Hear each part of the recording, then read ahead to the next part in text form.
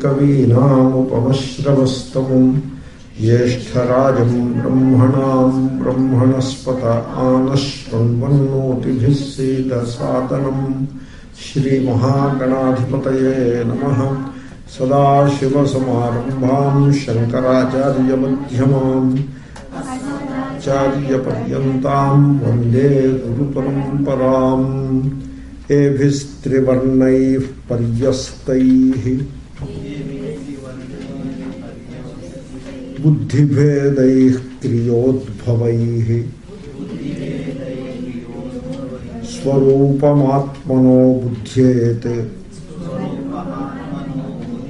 गन्धैर्वायुमिवान्वयात्।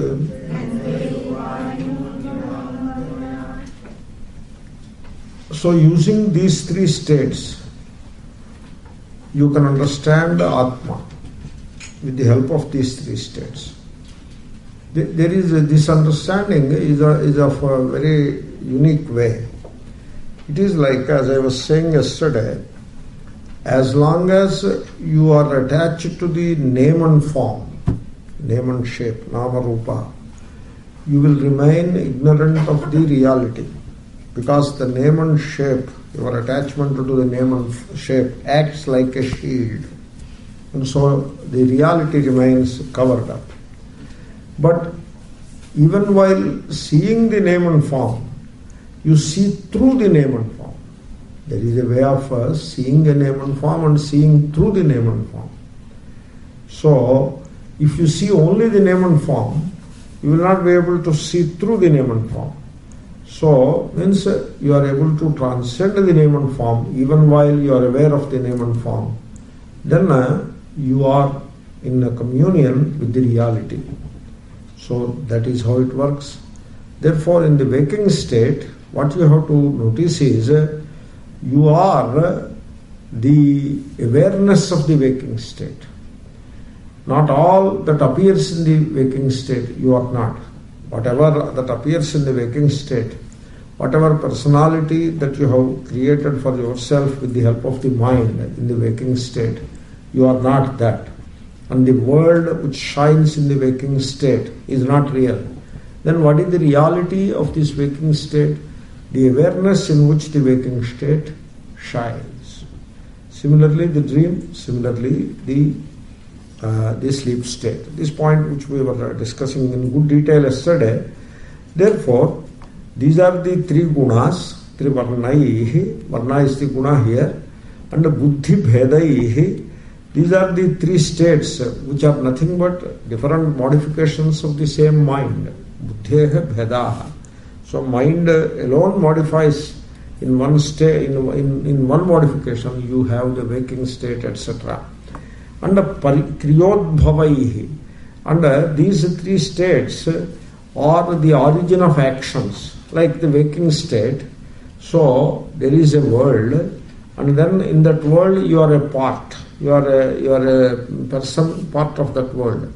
And so you take yourself to be a body mind, and in the process you become a doer and enjoyer, and therefore so perform actions which are all in the waking state alone, which are all part of the waking state alone. Therefore these three gunas giving rise to these three states, which are nothing but the modifications of the same mind, are the origin of all actions. Kriyodbhavaihi. And the underlying reality is the Atma, the awareness, and that you can appreciate only by rejecting these three gunas and these three states. They are ever changing and therefore they are unreal. The reality is the pure awareness that underlies these three states. This is how you have to understand your own swarupa, swarupamatmano buddhyet. So I have said enough about the three states and that avasthatraya prakriya. So I think I will make a conclusion of that small topic within the entire thing. We will see next verse also. Etadvaro hi samsaraha gunakarma nibandhanaha Ajnanamulo parthopi pumsasvapna iveshyate. So the samsara, the samsara is the bondage. The bondage that we experience in life. So this bondage also I have described how it is there in our lives. So in one sentence, the bondage is there is an insecurity and an unhappiness and unsatisfactoriness in our lives, in spite of securing so many things, in spite of accumulating a lot of wealth, lot of pleasure objects and various pleasures we accumulate, and then we create a setup of family, etc. For ourselves.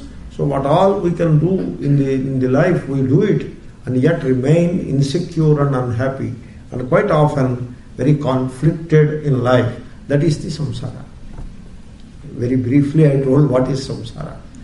And this samsara is caused by these three gunas, etadvaraha, and the three states that these gunas give rise to.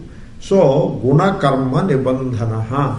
The samsara is indeed very much put in place by the gunas, saprajastamo gunas, corresponding to the three states, a sattva state corresponding to the waking state, sattva guna, the dream state corresponding to the rajoguna, and sleep tamoguna. So these three gunas, and then what all actions that are there as part of the waking state, the karmas. So these gunas and karmas, as you identify with these gunas, suppose you identify with the personality of the waking state, you are identifying with the gunas, and then you identify with the karmas as the doer and enjoyer. This is how the samsara is put in place. And this samsara has its origin in ignorance, ajnana mulaha. You see, there is this ajnana, ignorance in the people's lives, that which causes the insecurity and unhappiness to the human being, in spite of acquiring all the things of the world. The human being remains insecure and unhappy because of this ajnana, and the samsara caused by ajnana, ajnana mulaha. You see, very interestingly, whatever happens due to ignorance, it does not really happen. अज्ञान से जो होता है वो असल में नहीं होता है. So for example, you see a serpent. There is no serpent, it is the rope. And you see a serpent due to ignorance. And the serpent is not really there. Suppose you see the serpent and the serpent is really there. That is not ajnana. So you see the serpent and the serpent is absent. That is ajnana. Therefore this samsara has its origin in ignorance, in ajnana. That means the samsara is not really there.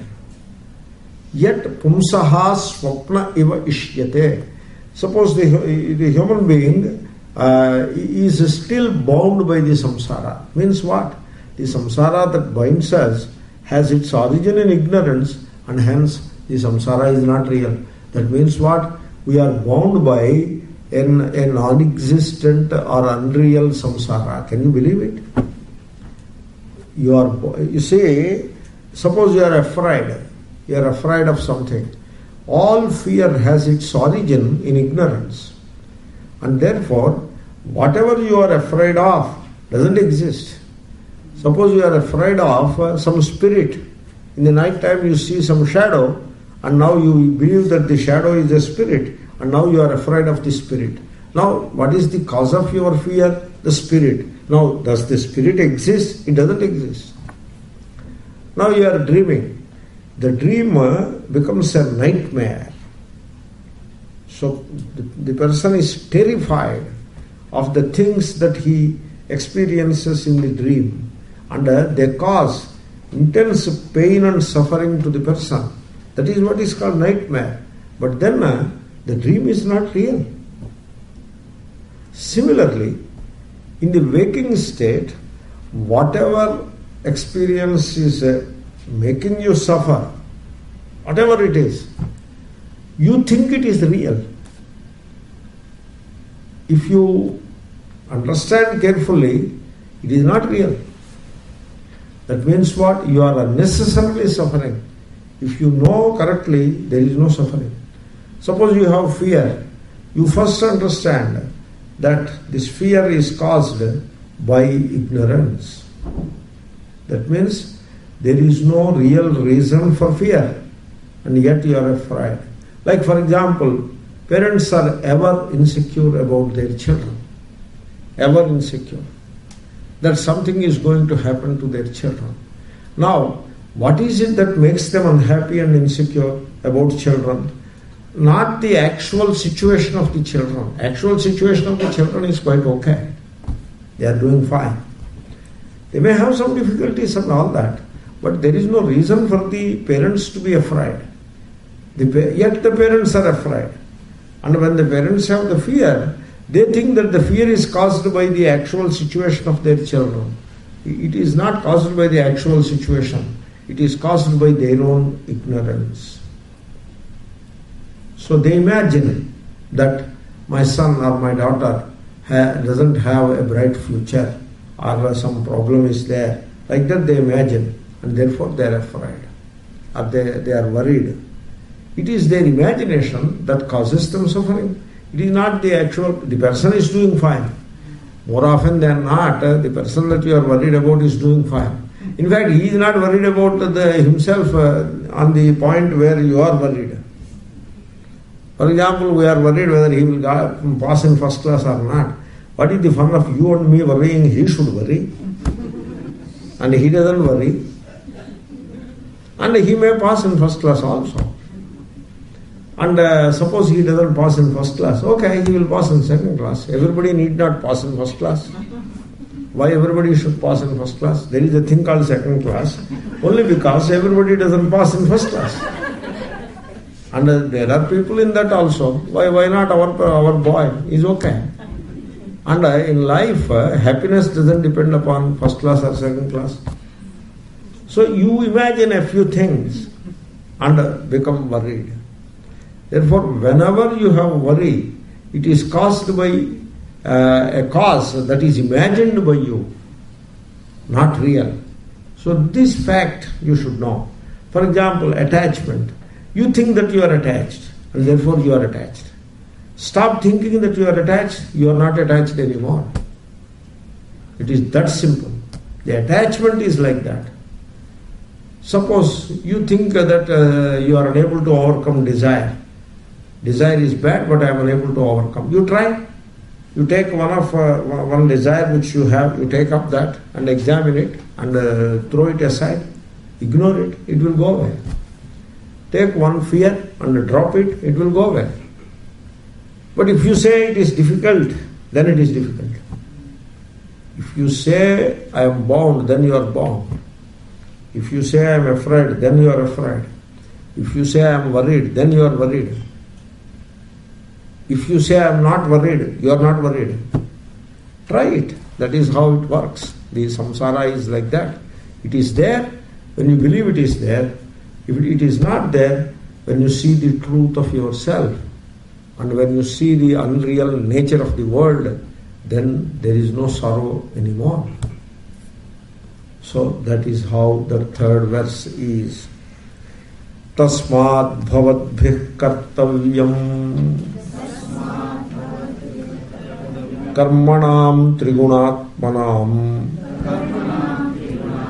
bija nirharanam yogaha pravaho paramo dhiyaha. This Prahlada is a jnani bhakta. Therefore his teaching, his upadesha, it corresponds to the jnanam of the highest order. Therefore he says, you have to do this. Bhavadbhihi kartavyam. What? Bija nirharanam. You see, suppose you are given a few seeds. The grain seeds will be there, bija, seeds. Now a person is given seeds. And now what he did, the seeds, instead of putting them in the soil, they will sprout and then it becomes a field, then you have to harvest the crop, this and that, and you gain so much of it. So there is a process for it. Now this guy, what he did, he took these seeds and he has roasted them and had added some spice to it and he ate it. That is what is called bija niraharanam. So that you have to do that, kartavyam. So trigunatmanam karmanam bija. You see, suppose you have a desire. This desire, it puts you on a course of action. And then one action leads to another action. Therefore, a single desire can put you on a chain of actions. And then you have fear. That will put you on a different set of actions. And so this is how the desire, the fear, they are the bija, the seed for all kinds of actions. Then you may wonder, what is wrong with actions? You see, actions bind people. There is samsara, there is bondage. This bondage is put in place by the actions that we perform. There is a way of performing an action whereby the action, the karma doesn't bind you. Yajñarthat karmanonyatra lokoyam karma bandhanaha. The human being is in the bondage of karma. And except those karmas which are performed with a sense of surrender to Ishvara, yajna. So Parameshwararpanamastu. So by surrendering the karma to Ishvara, so by disregarding the result thereof, by surrendering the result to Ishvara, by surrendering the action to Ishvara, if you perform an action, that won't bind. In fact, that will liberate you. That is called karma yoga. Except such actions which are performed as yoga, every other action which has its origin in the desire and fear, etc., which are born of ignorance in their turn, so long those actions will bind you. Therefore, what you have to do, these actions, karmanam, and the actions are in the form of guna. You see, an action is performed by the body and by the organs of action and by the mind. The mind resolves to perform an action. So the mind is sattva guna. The organs of action, they engage in the performance of the action, and that is the rajoguna. And of course the physical body is part of the action. So that is the tamoguna. Therefore trigunatmanam, every action is arising out of these three gunas. And Atma is nirguna. It is not one with the gunas unless you identify with the gunas in ignorance. You see, you are listening to Prahlada's teaching of Vedanta, so please have an open mind. And please be prepared for some serious discussion of Vedanta. That is the verse there. I cannot make it entertaining to you. So you please be prepared for some such discussion. So I hope you understand what I am trying to say. Therefore, these actions have their origin in these three gunas. So the gunas together put the action in place, and then the bija of action, the seed of every action, is the kamaha, the desire, and then the fear arising out of desires. When there is a desire, there will be fear. Without desire, you will not have any fear. So this is how the actions are arising. So now what you do, you put an end to this bija, karma bija. So the sankalpa, the thought, which is the origin of action, which generates action, you put an end to it. That means you do not desire anything. Thereby, all actions that are born out of desire are given up. And so you are free from the bondage of actions. Then how life goes on? Life goes on very smoothly. Desires won't give life. Desires only disrupt life. Therefore, so one person was asked, one Mahatma was asked this question, without desires how can we live? Areyappa, you got it all wrong. To live happily, you need food, and you need clothes and you need a roof on your head. That is all you need for living. You don't need desires to live. In fact, in spite of having nice food and good clothing and a nice home to live in, the people suffer because of desires. Therefore, the bija niraharanam has to be done. And this is called yoga. That is the yoga in life. And now, how to live this yoga, how to put this yoga into practice. So, he says, Prahlada says, this yoga, you have to make it happen in your life by meditation. He is recommending meditation. Shravana Manana Nididhyasana. This is the Jnana Prakaranam, the context of the Jnanam, Here, the meditation becomes very important. And therefore, so to overcome the bondage of Namarupa, that is what we have discussed, and to overcome the identification with the gunas, namely what you identify with the body, that is identification with tamoguna, you identify with actions as karta bhokta, as karta, that is identification with rajoguna, and you identify with the bhoga as the bhokta, that is identification with the sattva guna. So this is guna identification, which is the bondage due to ignorance, and then the karmas bind us, that is the karmas, and the karmas have their origin in desires, etc., which is again ignorance. So how to solve this puzzle? That is the question. How to solve it? Yoga. So you live a life of yoga. And yoga is communion with the truth. That is what yoga is. Yoga is combination or coming together. So the seeker, the striver, the sadhaka comes to face with the truth. And that is, he is suggesting meditation. I'll tell you a shloka from Gita. You see, like Atma samstham man kinchidapi chintayet. From Gita, it is in the 6th chapter of Gita. Above this, Nairuparamet samstham man.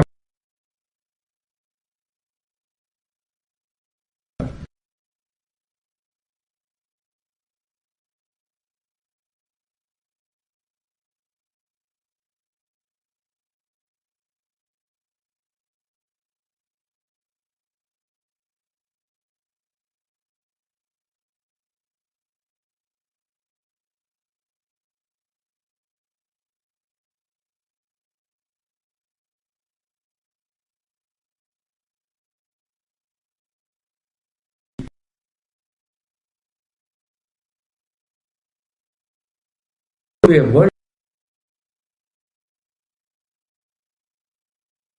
India so identified, hold back, not be able to do it all, to move in the right direction. We sit in Vedanta evening, and the rest of the time we go.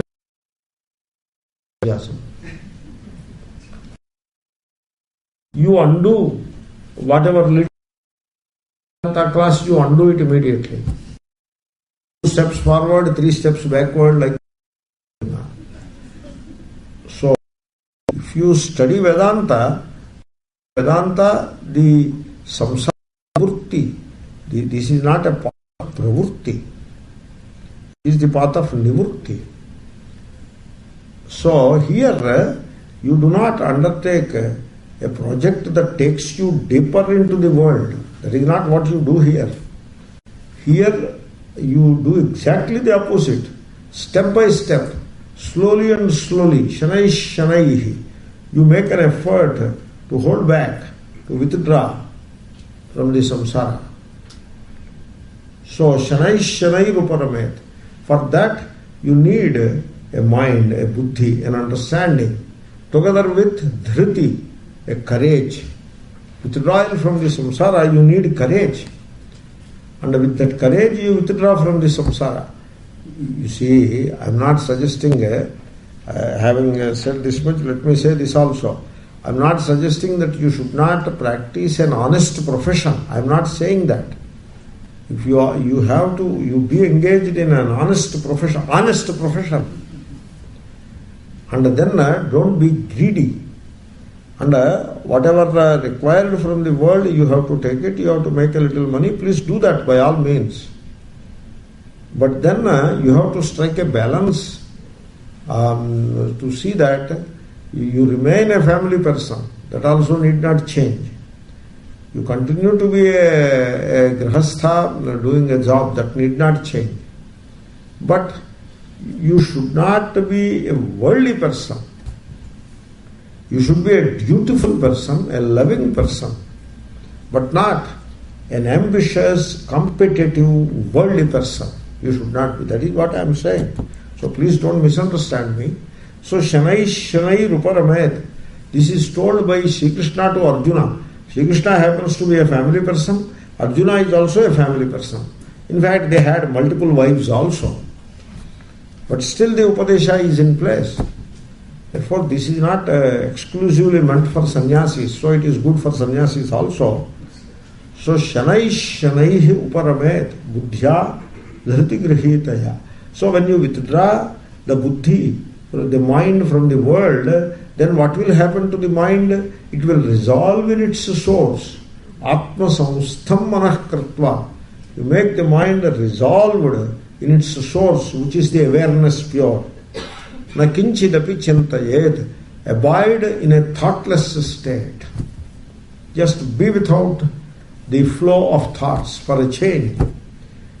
The whole day you are spending in the flow of thoughts to go to the office, to do the work there, to make money, and then to take care of the needs of the family. You need to employ the mind, which you should do.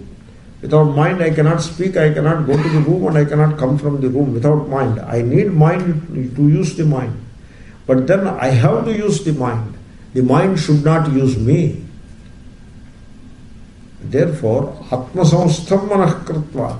As a practice, both morning and evening in meditation, you see that the mind resolves in its source. Now if you allow the mind to wander in the world, from one thing to the other, to the other, to the other, to the other, when will you allow it to resolve in your in the source? You keep a cell phone by your side and sit in meditation. How long you will be able to keep that mind resolved in its source? It will ring immediately, and so you look at it, and Atma samstham manah kritva, and look at it, and so somebody who his mind doesn't allow him to sit quiet, and so he telephones to you for no reason, and therefore you look at it and you answer to him, and so his mind is one monkey and your mind is another monkey. Both monkeys are dealing with the two cell phones. What kind of thing it is? Therefore throw the cell phone away and sit in meditation and allow the mind to resolve in its source. Na kinchidapi chintayed.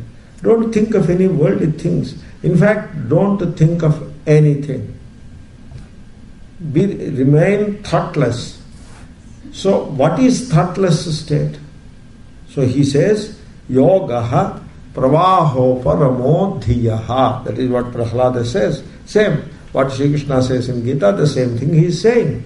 So yoga, the sadhana, it consists of putting an end to pravaha, the flow of the mind.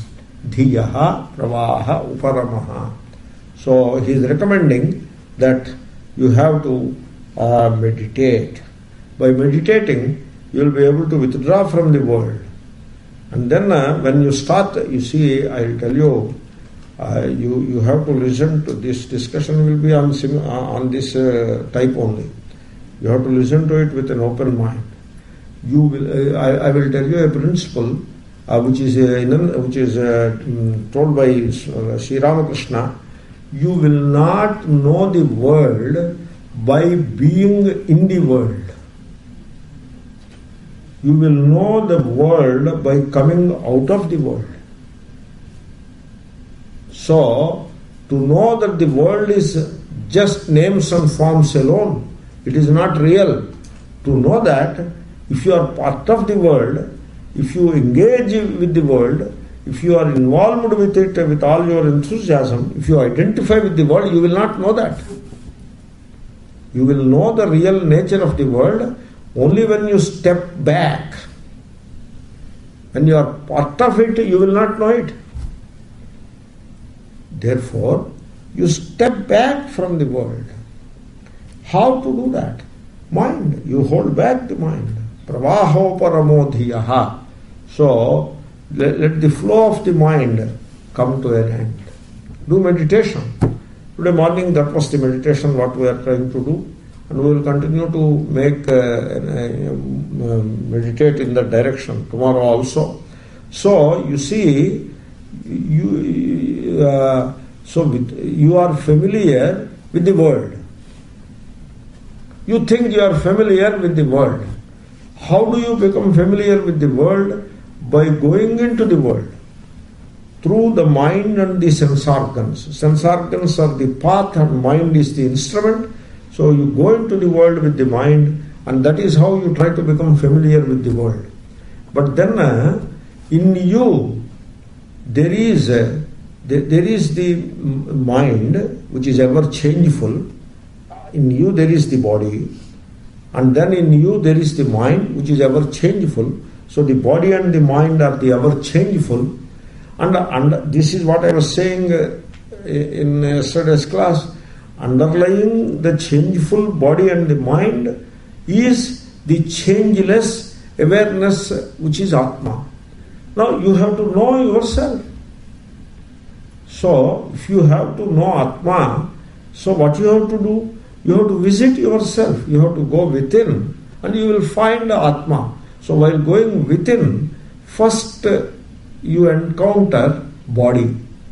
As you are, instead of looking at the world, stop looking at the world and look at yourself. First of all, you encounter the body. And then go deeper, you encounter the mind. And then let the mind remain quiet. Then you will encounter yourself, the awareness pure, the aware full being. That is what you encounter. That is the Atma. It is now and it is here. It's not that Atma will come to you sometime later, or Atma will come to you if you go to India.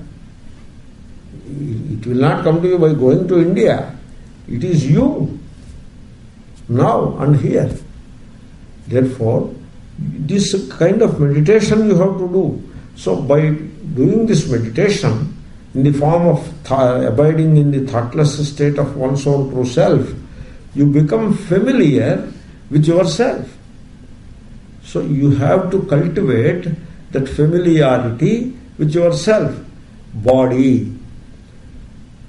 It is knowing about body is not reading a book of medicine. That is not knowing about the body. You may read a book of medicine, you may read the entire anatomy, but still you don't know the body. Really you do not know the body. That knowledge may help you to treat another person's body, but still you remain ignorant of your own body. Even a medical man, he doesn't know his body. And what all knowledge he has is about the other bodies. That's why if he gets some stomach pain, he runs to another doctor.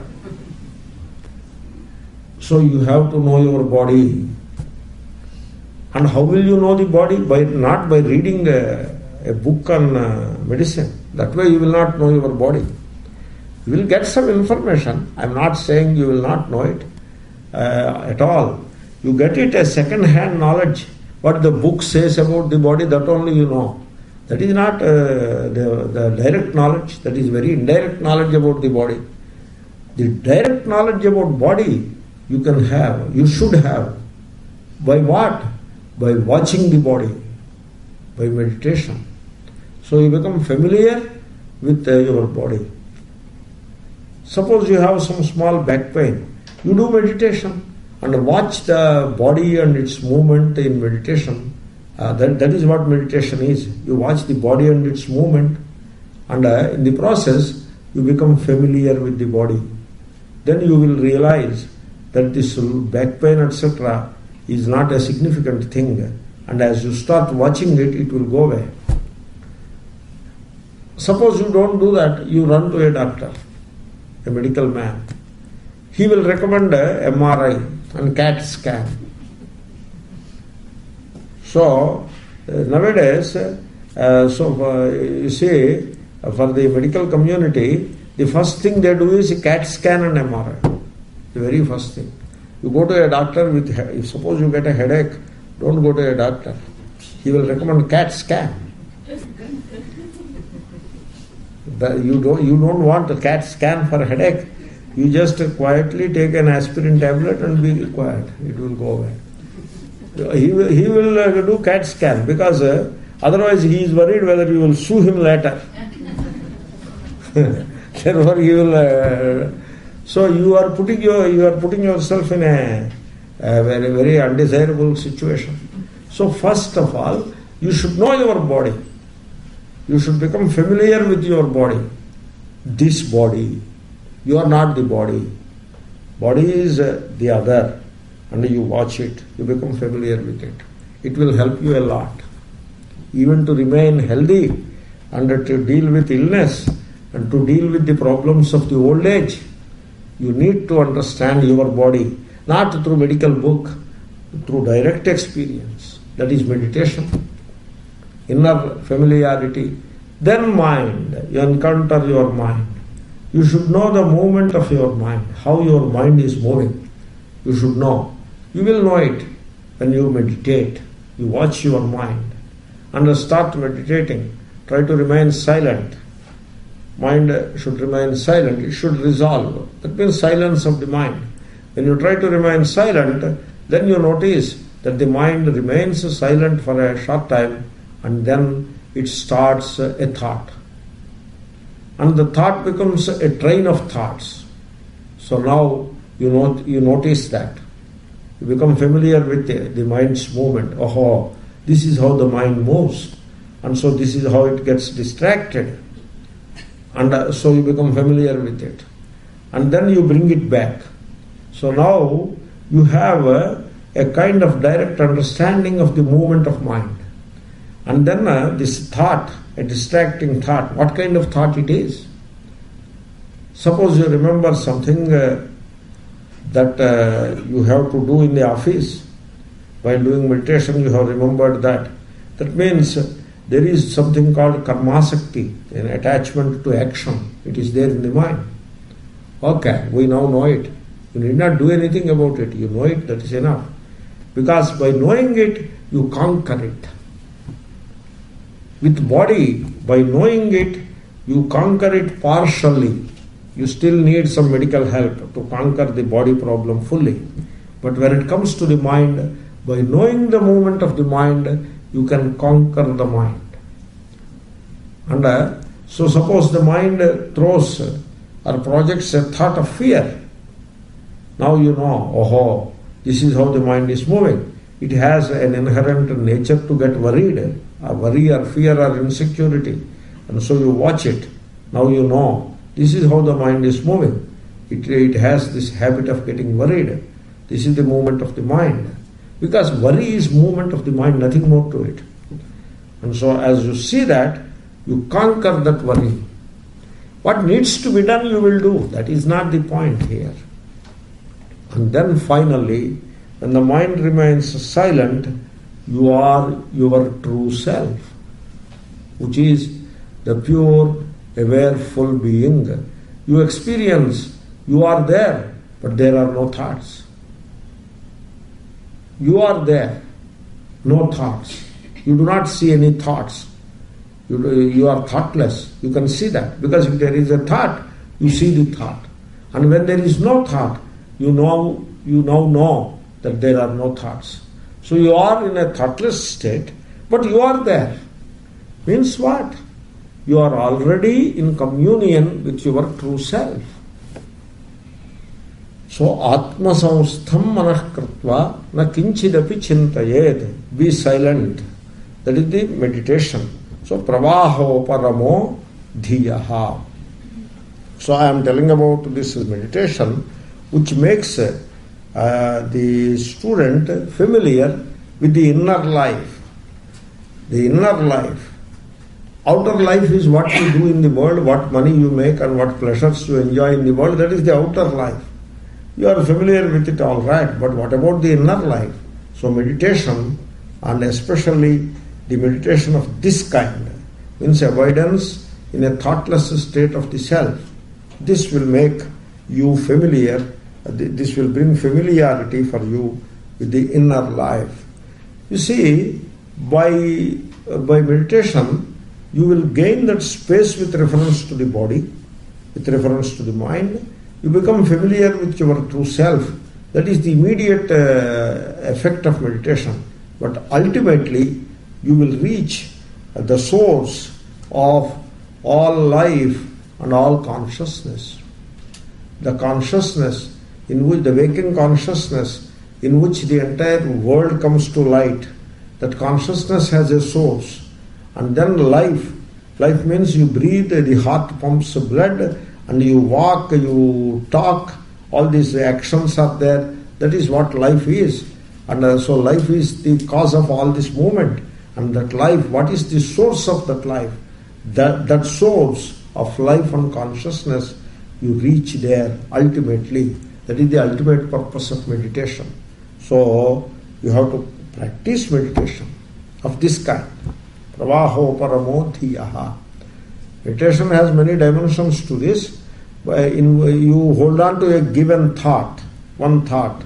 That is one kind of meditation. But here we are talking of the meditation in which there is no thought.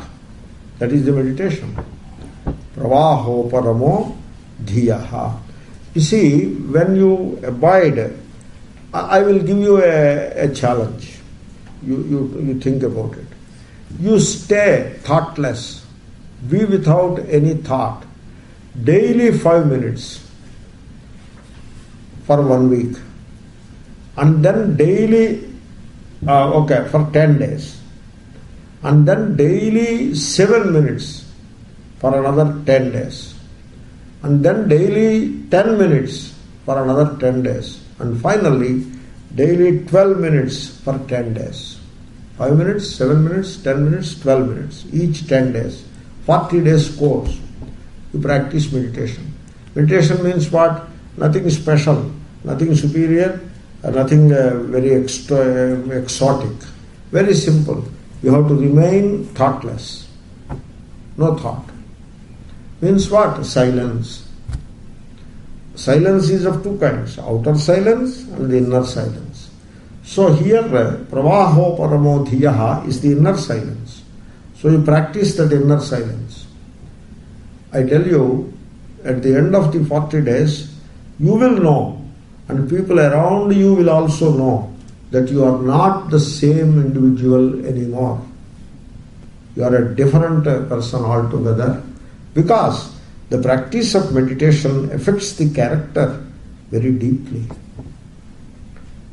By ritual, your character will not be affected. You may perform 100 rituals, but you still remain the same greedy, cunning person. It won't affect the character that much, unless he really looks at the issue and makes the karma in the form of a yoga, etc. Whereas meditation affects the character very deeply. And then in meditation you discover the weakness of your mind. If any vice is there in the mind, you will discover that. You will discover the weakness of your mind. And the very knowing of the weakness of the mind helps you to overcome that weakness. When it comes to the mind, you know the mind, you conquer the mind. You see a weakness in the mind, you can conquer it. That is how meditation will really help a person. And then here we are talking of rising above the gunas, triguna. We have to transcend the gunas. So meditation, it eliminates tamas, Meditation, it eliminates tamas, tamoguna. So in meditation, in the thoughtless state you remain. So that awareful being is same as alertness, which is the opposite of tamoguna. So sattvaguna is the opposite of tamoguna. Sattvaguna is very close to that Atma, and so you remain alert and watchful. That is what meditation is. Remaining alert and watchful. That is sattvaguna, which neutralizes the tamoguna. And then meditation helps you to overcome rajoguna, that hyperactivity of the mind. You see, our minds are so hyperactive that we go crazy with the mind. So it puts us on such a roller coaster, and it doesn't allow us any peace of mind, and it pushes us in the samsara from one calamity to the other, all because of the mind, because of its hyperactivity, which is the rajoguna. And meditation helps you to overcome the rajoguna. Therefore, becoming free from thoughts is meditation, and that will help you to pierce into the higher states of your own consciousness. There is a higher dimension in you. In you there is the physical dimension, which is the body, and then in you there is the psychological dimension, which is the mind. But then that is not the end of the story. There is a thing called Atma, which is a higher dimension, higher than physical and psychological. You are not just body and mind alone. You are something which is beyond the body and the mind. And so, that higher dimension, which is the Atma, which is the awareful being, meditation will help you to pierce these superficial dimensions of physical and psychological and arrive at the deeper dimension. Deeper or higher?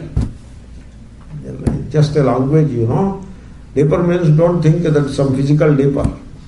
You have to take the spirit of what is being said. So the deeper dimension of the awareful being, that is what you will arrive at by meditation. So I will be saying a few other things about meditation in due course of time. Tatropaya sahasranam ayam bhagavatoditaha yadishvare bhagavati yatha yairanjasaratihi. You see, in this world, to overcome the bondage of gunas and karma, that is what we are looking at. Gunas and karma, they bind us, and they are not our swarupa. But because of identification, we become bound in gunas and karma. You are bound by karma as you identify with the karma by becoming a karta. You are bound by gunas as you identify with the body and the mind. So body is the tamoguna, mind is the rajoguna. So that is how you get bound by the gunas. Now the way out from this bondage is disidentification with the gunas. So how to do that? So meditation. Yogaha pravaho paramo dhiyaha. That is one. Then he is recommending, you cannot do meditation whole day. I was asking you to do 5 minutes, 7 minutes, like that, 12 minutes. So the rest of the day you will not do meditation. Need not do also. Meditation is enough. The way I suggested, if you do that much, that is more than enough. 30 minutes meditation, we conduct a session of 30 minutes. In that, you remain thoughtless only for 10 minutes. The remaining 20 minutes is all preparation, watching the body, watching the mind, all such things. Real silence of mind will be less than 10 minutes only. So, that is the preparation for meditation. So, it has its own value. So, that way you can do the 30 minutes session also. But even you can practice this, just remain silent inwardly 5 minutes, 10 days, and see what happens.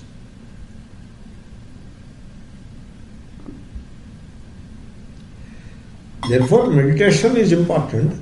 Then he is suggesting there are many methods presented in the Puranas, in the scriptures.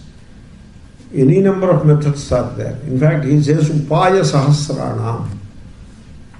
Thousands of upayas are being recommended. Prahlada says, I recommend one upaya. That is bhaktihi, ratihi, ishvare ratihi. The devotion, ratihi is love. Love is bhakti. When it comes to Ishvara, love means bhakti. So that love for Ishvara, which is the bhakti, and this I recommend, because nothing is as simple and as great as the bhakti. There may be thousands of other upayas, but this is the best. So that is bhakti. Now what is bhakti? So, you see, people have some kind of a mixed kind of notion about bhakti.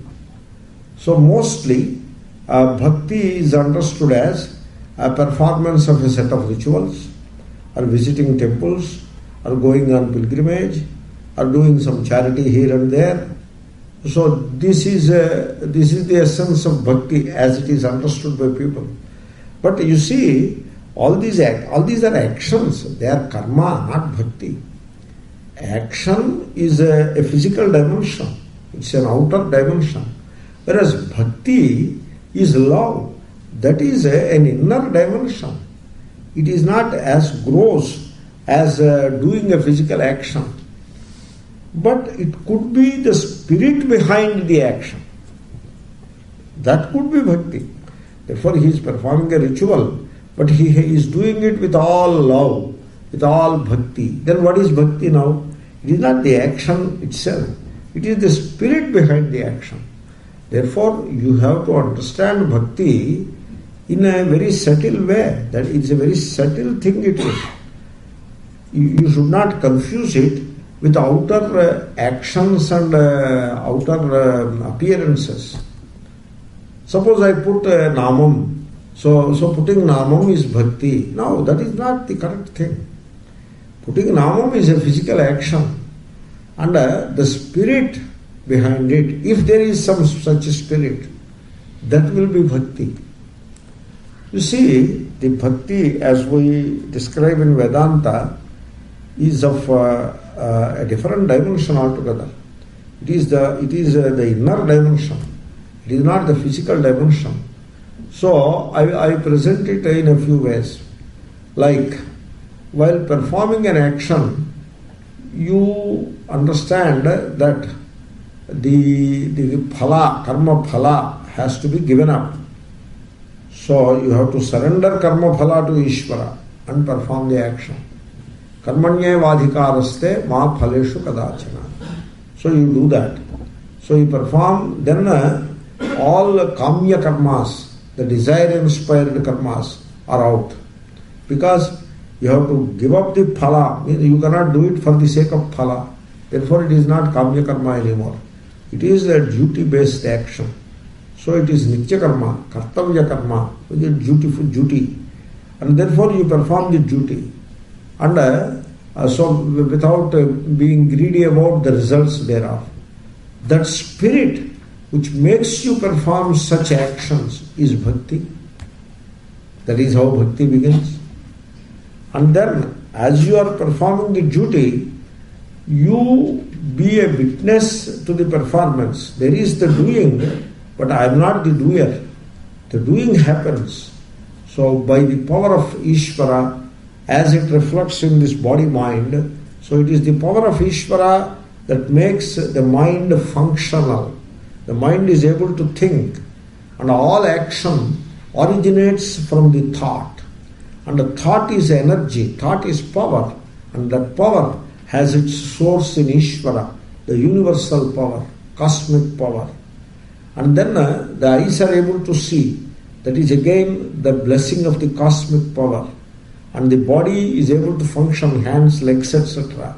Therefore, it is the prana shakti the cosmic power which makes the actions possible, whereas I am just a witness, I am not the real doer. And you recognize this truth, and being conscious of the truth, you allow the duty to happen. That kind of action performed without the sense of doership, that is bhakti. Bhakti is a very big thing, it is. And in bhakti, there is a perfect understanding of the truth. Then only you can have real bhakti. Then to make bhakti possible in our lives, I will tell you one or two things.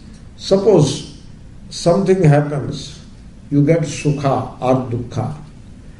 Whether you get sukha or dukkha, it is indeed understood as the result of karma phala.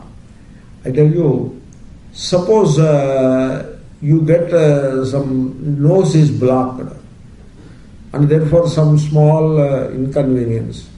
That is karma phala. Now somebody gives some inhaler, Vicks inhaler.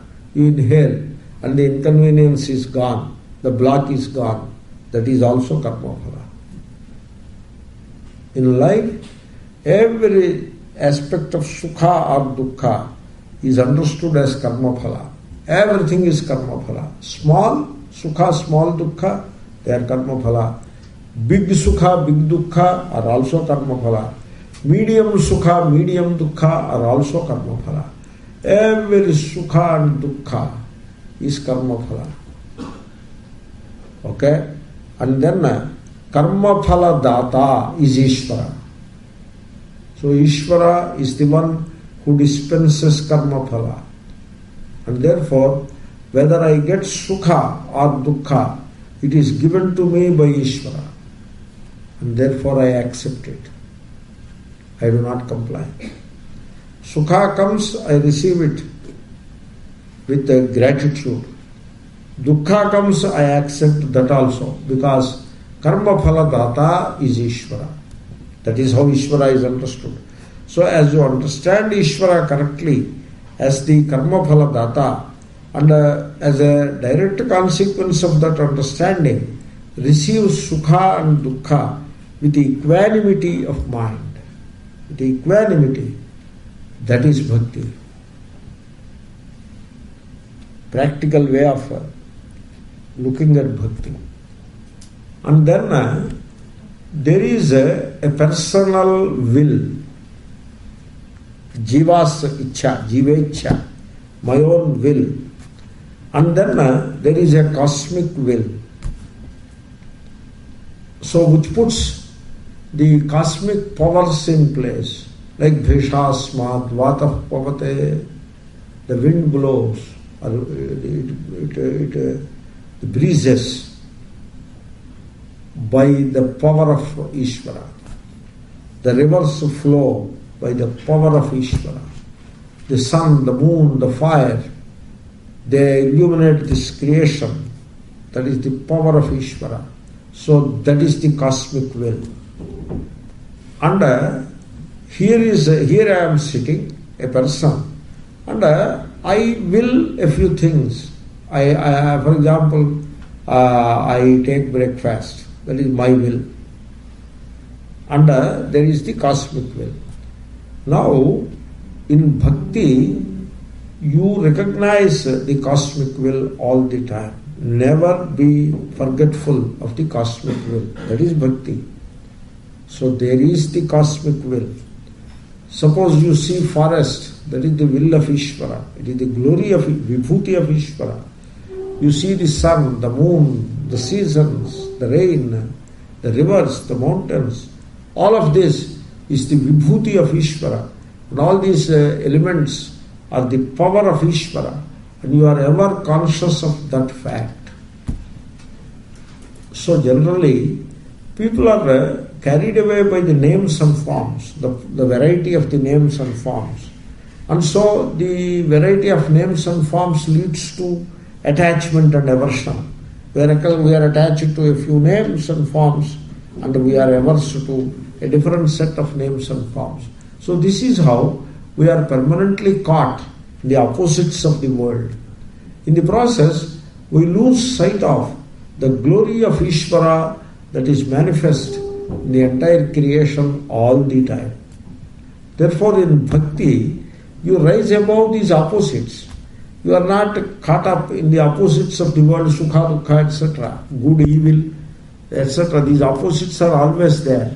You are not caught up in that. You rise above them. And then you become conscious of Ishvara Vibhuti, the glory of Ishvara everywhere, in everything, at all times. So you are conscious of that glory. And then coming to one's own life, there is this cosmic will operating in this life. And then there is my will operating in this life.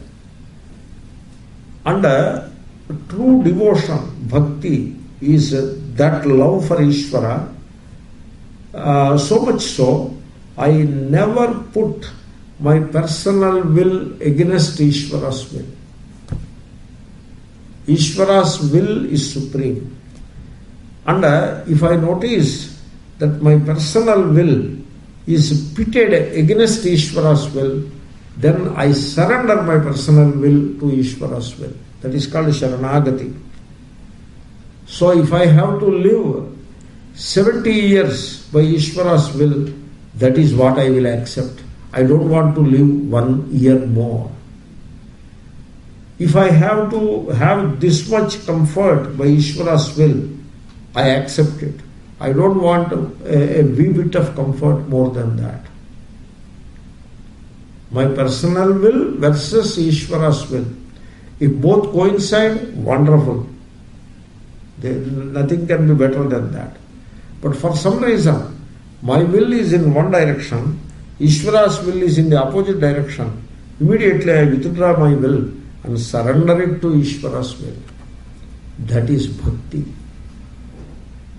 Therefore, so one has to understand the glory of bhakti. And so, in that understanding, the entire life gains a new direction altogether, that bhakti. So this kind of devotion to Ishvara, in a very practical sense of life, is the best way to rise above the bondage of gunas and karmas. That is what he says. Guru Shushrushaya Bhaktya Sarvalabdharpanena Cha Sangena Sadhu Bhaktanam Ishvararadhanena Cha. So, then to acquire that bhakti, he is suggesting a few methods how to acquire it. He is addressing these Asura Balakas. Asura Balakas means they are ignorant because they are kids, they are ignorant. Balaka means ignorant.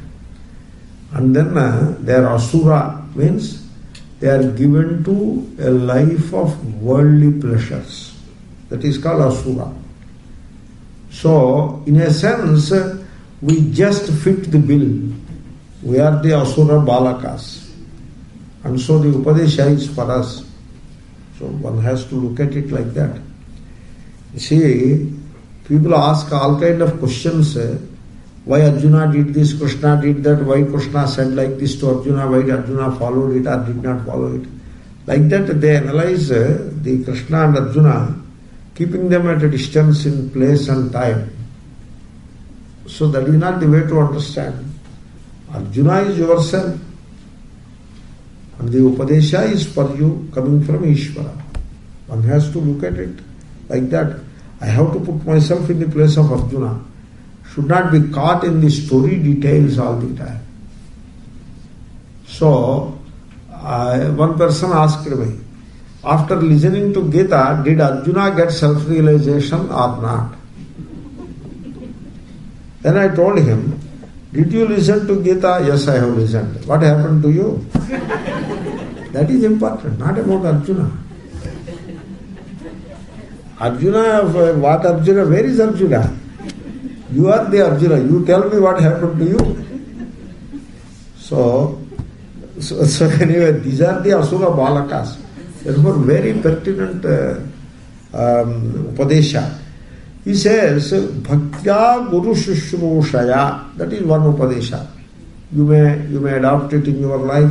What is that? You do Shushrusha to the teacher with love. Bhaktya Guru Shushrusaya. In the verse, the words are reorganized like that. With love you do Shushrusha to the Guru. You see, the topic has come, therefore I am telling a few things. The word Shushrusha, you have to correctly understand.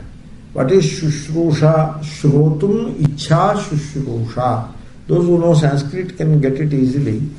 The love to listen to the Shastra, that is called Shushrusha. Therefore, what is Guru Shushrusha? You go to the Guru and then you express your love to listen to the Shastra, and he teaches the Shastra and you listen to that. That is called Guru Shushrusha. But what is the meaning of this service to the Guru? That is the Lakshana. You see, the word has a primary meaning which is called Abhidha, and an implied meaning which is called Lakshana. Therefore, listening to the Shastra from the Guru is Guru Shushrusha, primary meaning. And the implied meaning is doing some service to the Guru. How the implication came? I tell you an example. You see, I went to a teacher. He was a great Vyakarana scholar. I expressed my desire to study Vyakarana with him. He told me, I appreciate your love for Vyakaranam and I can teach it to you, no doubt about it. You are a good student, I will teach you. But I have a problem. The problem is I don't have time. Because there are already half a dozen students at different levels, and I have to take 3 classes, 4 classes daily to them, and now no time is left. Then I gave a thought to it and I told him, you have a cow. Yes, I have a cow. I noticed that you do some work related to cow, like bringing the fodder, by cutting the fodder and bringing, and then cleaning the place of the cow. And then his wife used to milk. So the rest of the job he used to do, milking she used to do. So from today onwards, that service to the cow I will do. And Amma will milk the cow and you become free. That liberates some time for you. And then like that, another thing also I suggested. I noticed you doing these small little chores. I will do them for you. He said, okay, if you do those 2 things, I will not have any problem in giving 1 hour's class to you. So this is how it happened for 4-5 years, and I studied Vyakaranam with him. Just I gave you an example. This is called Guru Shushrusha. Therefore, you do some service to the Guru and he will do the teaching. And that is the Guru Shushrusha. And that service you do with love. Love should be there, you know. Instead of doing it mechanically, you should do it with love. So, this is Guru Shushrusha. So, the word Guru Shushrusha should not be misconstrued that so you have to do physical service to the Guru, whether you learn anything or not, whether he teaches anything or not, the service is being done. It should not be construed like that. In fact, the whole thing should not be converted into what is known as Guru-dam. There is a thing called Guru-dam. The Guru exploits the Shishya and the Shishya exploits the Guru. It is called mutual exploitation. So, that is not Guru Shushrusha. So, the Guru Shushrusha should not degenerate into that, because that leads to various other problems.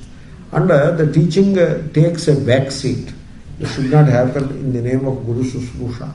The word Guru Shushrusha should be appreciated correctly.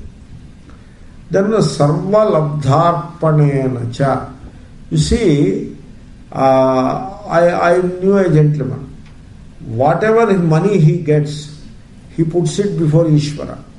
So I surrender all this money to Ishvara. And then he takes from there. And now he is the trustee to that money. It is not his money, it is Ishvara's money. He is only a trustee, and he uses that money very cautiously and judiciously. He doesn't waste any of that money. He doesn't use any of that money for his personal use. He just treats the whole thing as a trust, and he is the trustee. It is Ishvara's money. That is the way we have to deal with money in our lives. That is the real devotion.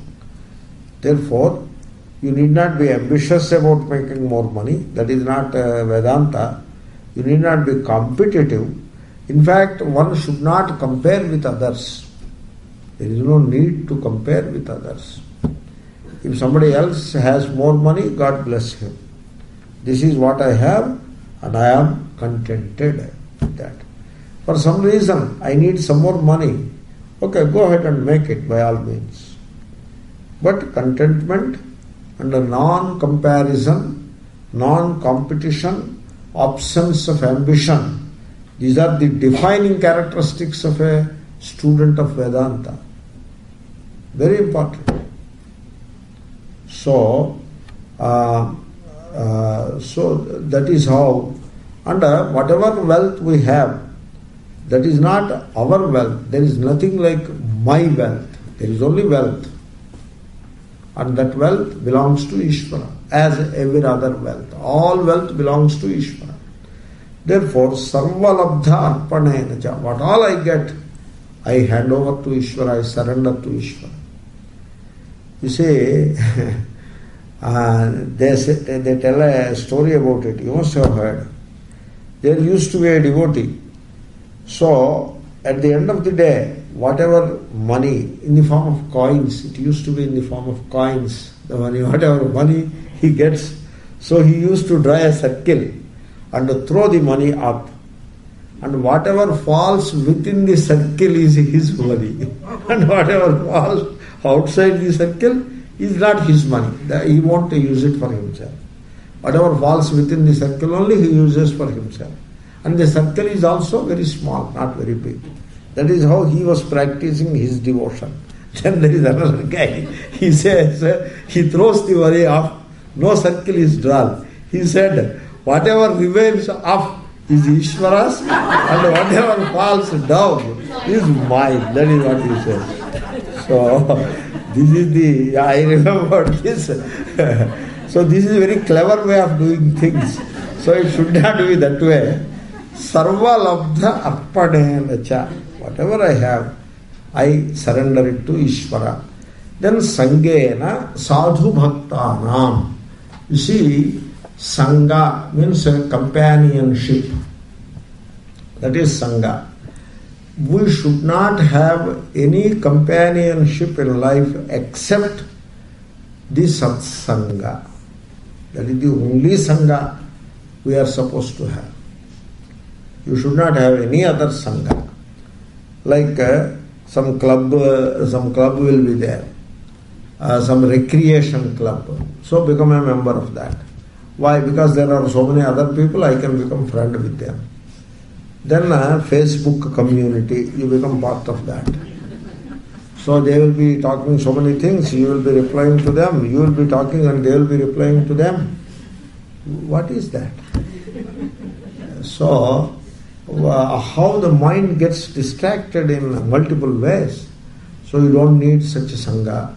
Unless it is Satsanga. On Facebook, if it is Satsanga, God bless you, do that. It must be Satsanga. At all times Satsanga. Only Satsanga. Other times, Maunam, silent. And if you have to speak in the line of duty, you speak. Duty, you speak.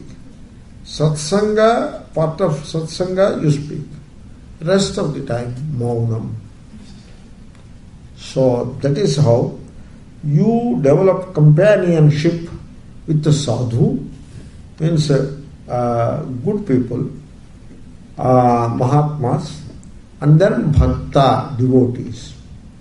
So this is what is called Satsanga.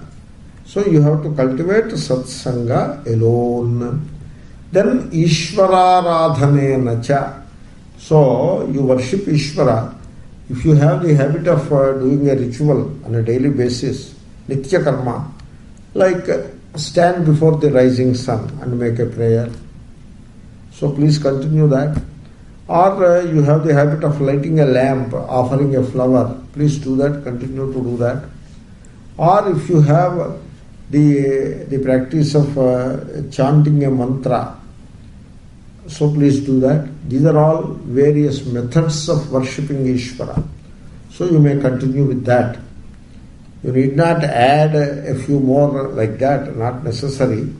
Whatever you have, you focus on them and put your heart and mind into that and continue with that. Ishvararadhanena cha Shraddhaya tat kathayancha Kirtanair gunakarmanam Tatpadamburuhadhyanat Tallinge ksharhanadibhihi.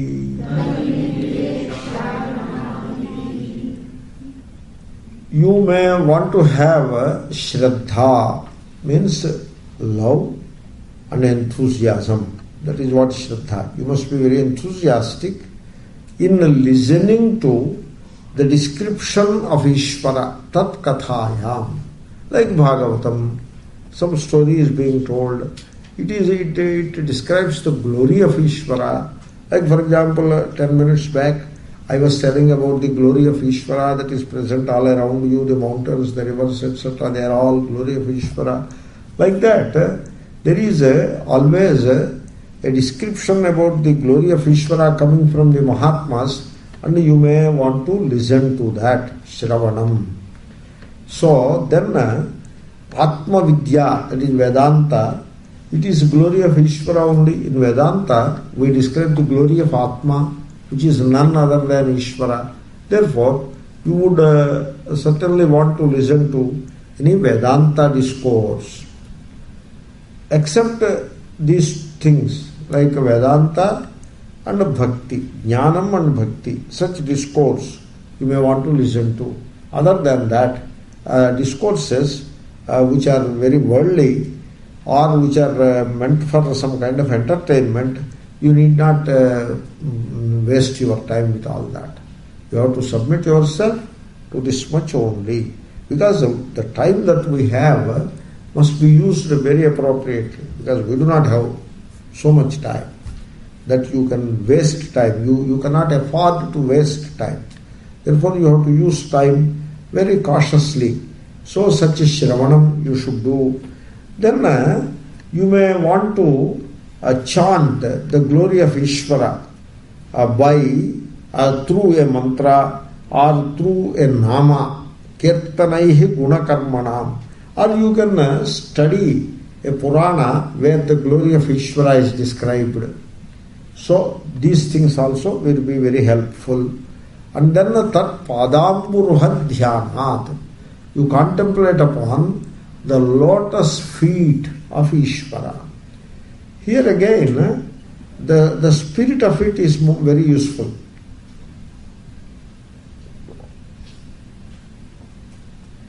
Generally, we talk about the feet of Ishvara, lotus feet of Ishvara.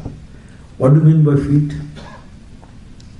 So, you may as well visualize Ishvara as an individual with a human shape standing there and contemplate on the feet. You may do that. That is the very gross way of contemplating. Sthula, because you are contemplating on a physical form, therefore the contemplation belongs to the category of gross, because that is what you are contemplating about. But you can add the spirit associated with the feet. Feet of Ishvara, the spirit of that is Sharanagati. Wherever you hear The word feet of Ishvara, that means Sharanagati. The spirit of Sharanagati is symbolized by the feet. So, you may not convert this feet idea into a mechanical thing. Some people, what they do, so they take the picture of the feet in a very highlighted. The feet alone are highlighted in a bigger dimension. And so then make a frame and keep it there and offer flowers. You see, when you do that, then there will be no Sharanagati in it. It becomes very mechanical. Once you offer a puja, then immediately after that you wash off your hands. That is how it works out.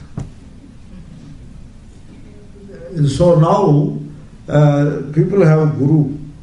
So for their concept of Guru, in India we see it all the time, their concept of Guru is, so the photo of the Guru's feet is taken and it is made into a big frame and a daily puja is offered to that. Or they make feet with silver or even gold and then take it to the Guru and make him put his feet into it for one time. He should have refused it in the very beginning itself. This is not the way to do. But he doesn't refuse. He goes along with it, and so he puts his feet there for a few seconds. And then he takes away his feet, and then you bring them home and to put in the bag and bring them home. And put there and daily offer flower and do puja. So now you have done what all you need to do about Guru. And wash off the hands. That is not the way. That is not pada abhimandan. That is not pada. Pada is not, you should not convert everything into such mechanical devices. It should not become such mechanical, because once it becomes mechanical, it soon becomes repetitive and no spirit is in it. And I tell you one more thing. When you become mechanical and repetitive, the mind becomes very dull. You may be very intelligent and very understanding, etc. in the worldly things, but when it comes to spiritual thing, the mind becomes very dull. Anything that you do mechanical and repetitive way makes the mind dull. Once the mind becomes dull, you will not know the truth, because you need all creativity of the mind to know the truth. The Namarupa appears before you, you have to recognize that the Namarupa is unreal. And the truth is not having a name and not having a shape. And you have to know that truth. So you can imagine how creative the mind must be. Therefore, you should perseveringly avoid all mechanical and repetitive kind of activity. So you should do it with love and with devotion, with the proper spirit. Therefore, coming back to the point, so feet, contemplating upon the feet means you contemplate about surrendering yourself to Ishvara, Sharanagati. There is a contemplation of Sharanagati. There is a meditation. So you have to do such meditation. Need not be at the time of sitting in the meditation class only, or need not be in the morning alone. Whenever the thing comes to the mind of surrendering to Ishvara, particularly so when you face some adversity, or you face some dishonor, somebody doesn't honor you properly, or you face some discomfort, or even some calamity in life. In all such adverse situations, you should remember the Sharanagati, and so I have surrendered myself to Ishvara. Now this calamity or this adversity or this negative thing that I am facing, so I accept it. That is the meaning of Sharanagati. And there are a few other things about Sharanagati.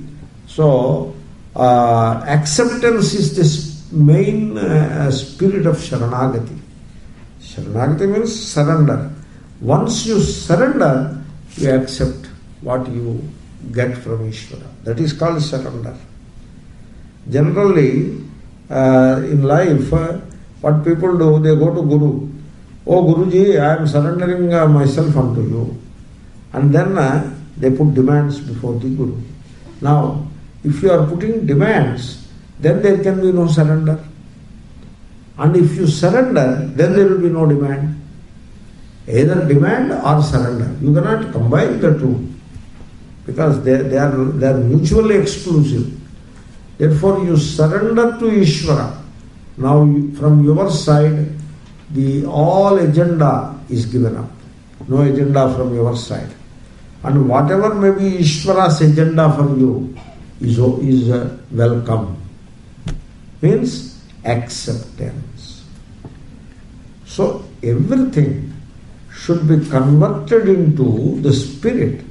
Everything mechanical should be converted, physical should be converted into the spirit. You should move from the physical to the spiritual, from the gross to the subtle. That must be the movement. Tallinge ksharhanadibhihi. So you look at Ishvara's form. Means you go to a temple. Suppose you go to a temple.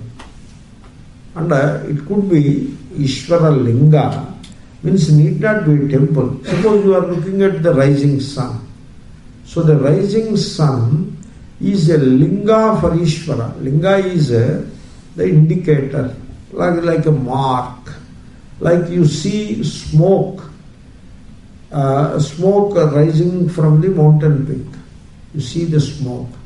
So the smoke is a linga for what? Fire. Smoke is the linga for fire. Similarly, the sun is rising. So sun is the linga for Ishvara. That's why the rishis, they used to stand before the rising sun and pray. Gayatri mantra has come like that only. That is one such prayer.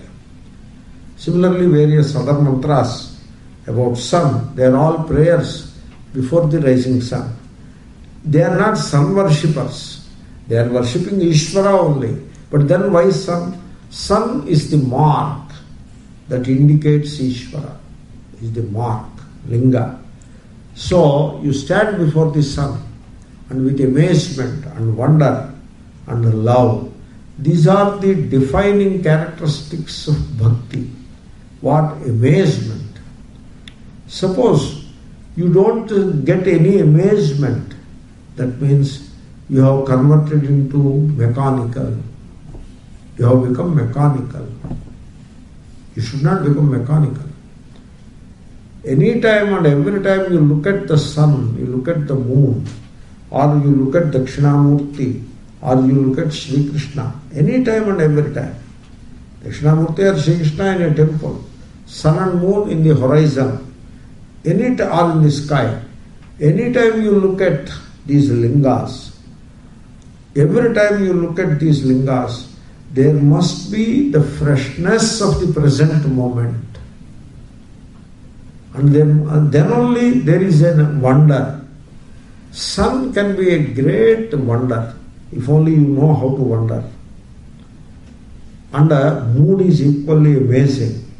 Sri Krishna's form is a wondrous form, the most amazing form it is. So like that, you should cultivate that wonder, that amazement, and that love for that linga. Whenever you look at, that is how you have to cultivate. This is the way you have to visit a temple. Otherwise, it becomes mechanical. Suppose you say, I have visited Kashi 5 times. That means you have converted into mechanical. It has become very mechanical now. And therefore, you feel the higher the number, more the visits, more the punya that you get. Which may be true also. You may be getting punya. but your bhakti remains where it is. It doesn't progress. Punya is different, inner growth is different.